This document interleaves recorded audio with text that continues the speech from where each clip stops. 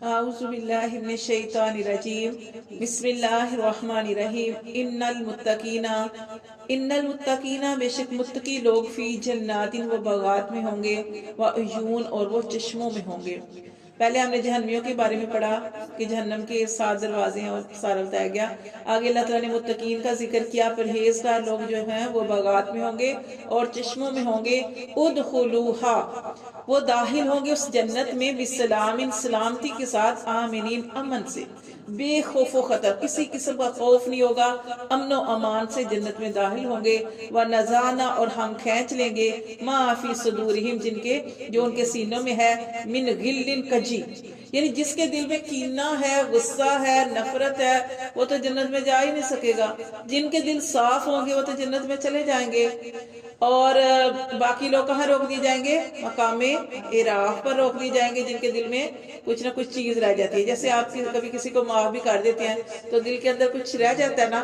مطلب آپ اس کے ساتھ بھی ظاہر اچھا سلوک بھی کرتے ہیں کہ چلو ماحول خراب نہ ہو، لیکن دل کے اندر کچھ نہ کچھ رہ جاتا ہے، بیر رہ جاتا ہے، غصہ رہ جاتا ہے، وہ نہیں نکلتا۔ وہ غصہ وہ ایسے لوگوں کو اسے مقام اعراف پر ٹھہرا دیا جائے گا، اور ایسے لوگوں کو بھی ٹھہرا دیا جائے گا جن کی نیکیاں اور بدیاں برابر ہوں گی، وہ بھی مقام اعراف ہوں گے۔ مقام اعراف والے لوگ جائیں گے انشاءاللہ جنت میں ہی، کیونکہ انہوں نے کلمہ تو پڑھا ہوگا، لیکن اللہ تعالیٰ ان کے دلوں کو صاف کر کے جنت میں لے کے جائیں گے نا۔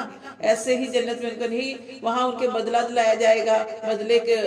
جو بھی معاملہ جس طرح بھی کیا جائے گا اللہ تعالیٰ جانتے ہیں۔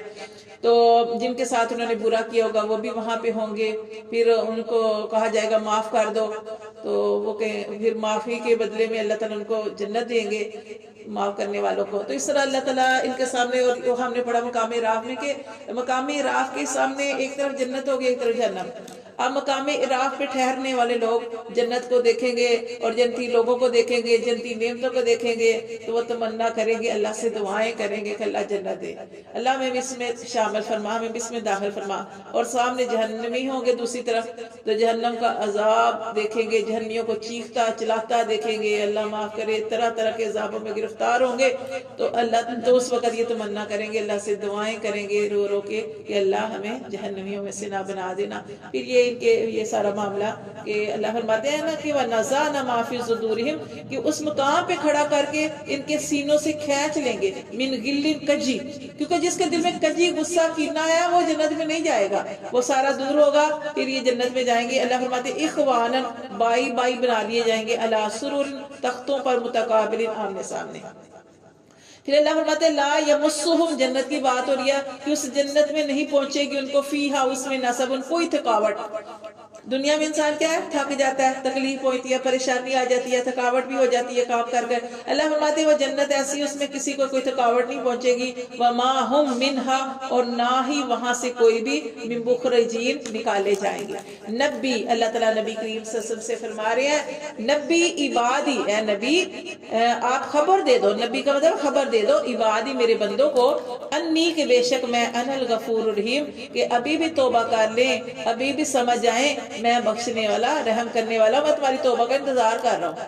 وَأَنَّ عَذَابِي، اور یہ بھی بتا دو کہ بے شک میرا عذاب، هُوَ الْعَذَابُ الْعَلِيمُ، وہ بڑا سخت دردناک عذاب ہے۔ تو کیا کہا جا رہا ہے کہ اپنے آپ کو درست کر لو۔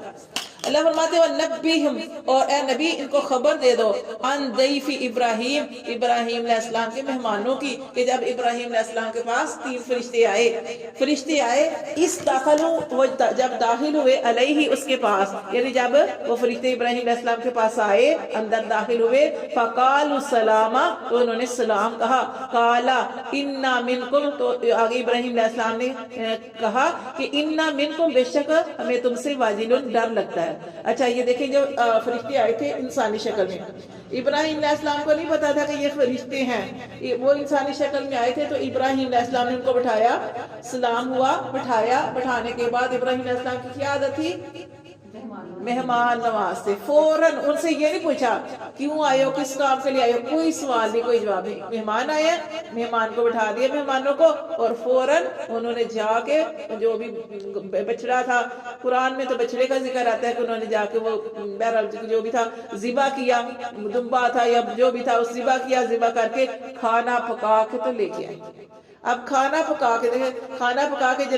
پکا کے لے کے آئے، مہمانوں کے آگے رکھا، اب مہمانوں کے آگے رکھا تو مہمان کھانا نہیں کھا رہے، تو ہمیں کیا پتہ چلتا ہے کہ مہمانوں کو کھانا کوئی اتنی محنت کر کے پکا کے لائے، ہاں وہ کوئی دال سبزی ہے، وہ تو گوشت جو ہے وہ لائے تھے، بہترین چیز دینی چاہیے مہمانوں کو، کچھ بھی جو آپ کے گھر میں مہمان آئے ہیں، اب آپ جو آپ کے پاس ہے،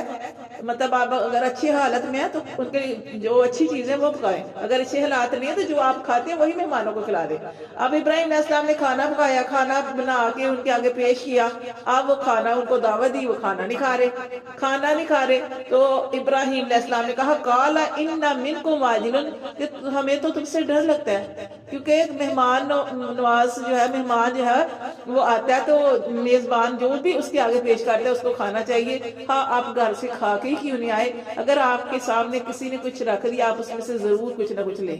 یہ اس طرح اگلے کا دل نہیں توڑنا چاہیے، ٹھیک ہے۔ اب یہ کیوں نہیں کھا رہے تھے، یہ فرشتے تھے، ان کو اپنا راز کھولنا پڑا کہ ہم تو فرشتے ہیں، ہم انسان نہیں ہیں، اور فرشتے جو ہیں وہ کھا نہیں سکتے، وہ نورانی ہے، وہ نور سے پیدا ہوئے، اگر وہ بھی انسانوں کی طرح کھائیں گے تو پھر وہ بھی انسانوں والے معاملات ہو جائیں گے، اس لیے اللہ تعالیٰ نے فرشتوں کو نور سے پیدا کیا، ان کو یہ ساری چیزوں کی حاجت نہیں ہوتی۔ تو ابراہیم علیہ السلام نے کہا کہ میں تم سے ڈر لگتا ہے، تو پھر انہوں نے بتایا تھا کہ ہم فرشتے ہیں، ہم اللہ کی طرف سے آئے ہیں آپ کو کیا کرنے، خوشخبری دینے، یہاں پہ جیسے آ رہا ہے، یہاں پہ آ رہا ہے کالو کہنے لگے لا توجل، فرشتے کہنے لگے آپ ہم سے مت ڈریں، انا بے شک ہم نبشروکا، ہم تو آپ کو خوشخبری دینے آئے ہیں، بشارت دینے آئے ہیں، بغلام علیم، ایک عقل مند سمجھدار لڑکے کی۔ اب یہ کون سی بیوی تھی، کون سی بیوی سے پیدا ہوئے تھے، سارا،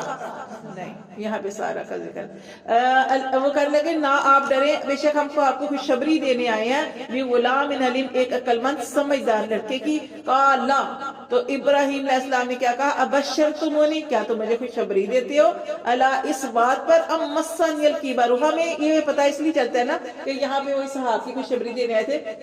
ایک جگہ کہ آپ پڑھ چکے ہیں نا واقعہ کہ انہوں نے اپنے سر کو مار کیسے ہو سکتا ہے، تو اللہ نے فرمایا کہ آپ کو خوشخبری دے گی اسحاق، اور اسحاق کے بعد یعقوب کی، تو اس سے بھی پتہ چلتا ہے کہ جو اسحاق تھے حضرت سارہ سے پیدا ہوئے تھے، ٹھیک ہے نا، حضرت اسحاق، تو اس لیے یہاں پہ ان کے بارے میں کہ حضرت سارہ جو تھی یہ ان کی بیوی، دوسری بیوی سے یہ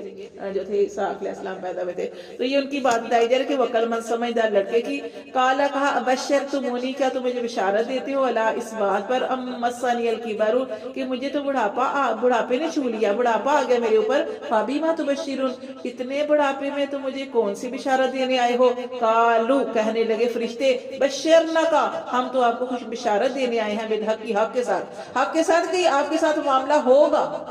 اللہ تعالیٰ کو حکم، اللہ نے فرما دیا کہ آپ کی اولاد ہوگی، فلا تکم من القانتین، اور آپ نہ ہونا مایوسوں میں سے، مایوس نہیں ہونا چاہیے،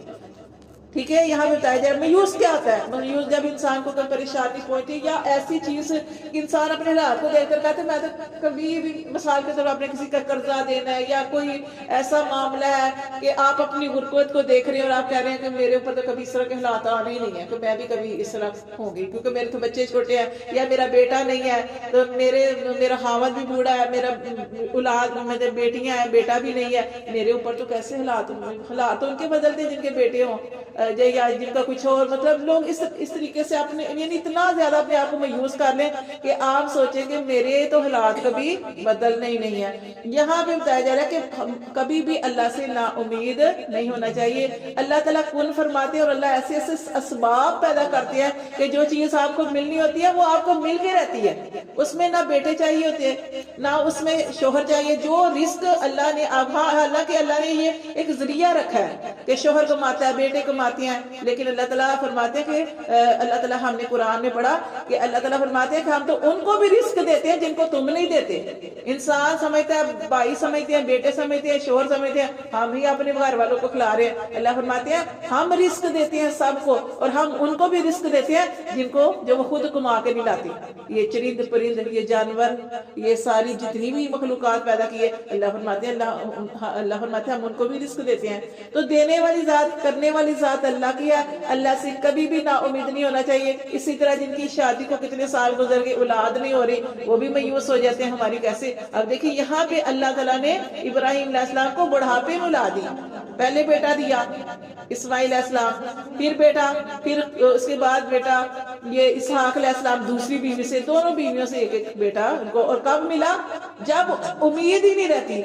جب انسان اس قابل یہ قسم کا نہیں رہتا کہ اس کی بھی چیز ختم ہو جاتی ہے، تو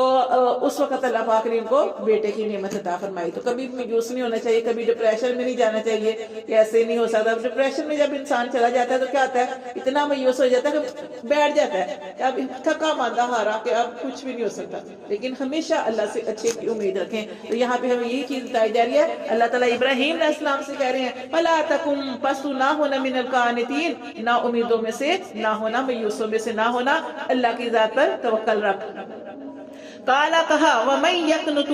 اور نہیں مایوس ہوتے من رحمت ربہ، اس کی رحمت سے، الا الضالون، اللہ کی رحمت سے نہیں مایوس ہوتے مگر جو بہکے ہوئے ہیں۔ گمراہ نہیں کہیں گے، بہکے ہوئے۔ یہاں پہ کیوں کہا؟ ہم ابراہیم علیہ السلام کی بات کر رہے ہیں، بہکے ہوئے۔ کالا کہا فما خطبک، اب جب بشارت دے دی فرشتوں نے، اب ابراہیم علیہ السلام نے سوچا کہ ٹھیک ہے یہ بہت بڑی بات ہے کہ اللہ تعالیٰ مجھے بڑھاپے میں لا دے گا، لیکن یہ اتنے ایک فرشتہ بھی آ سکتا تھا، یہ 3 بڑے بڑے فرشتے آئے ہیں تو ضرور ان کا مقصد کوئی اور بھی ہے۔ تو پھر جب بشارت دے دی اس کے بعد انہوں نے ابراہیم علیہ السلام نے پوچھا فرشتوں سے، کالا، فرمایا ابراہیم علیہ السلام نے فما خطبکم، تمہاری کیا مہم ہے، یعنی تم اور کون سا کام کرنے آئے ہو؟ ایھا المرسلون، اے بھیجے گئے ہو، بھیجو گے یعنی آئے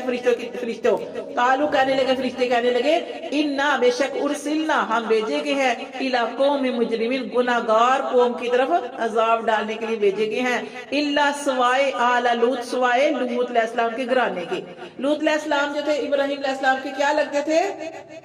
بتیجے، ٹھیک ہے، ابراہیم علیہ السلام کے بتیجے تھے یہ لوط علیہ السلام۔ اور لوط علیہ السلام کے آل سے مراد کیا ہے؟ ان کی صرف 2 بیٹیاں تھیں،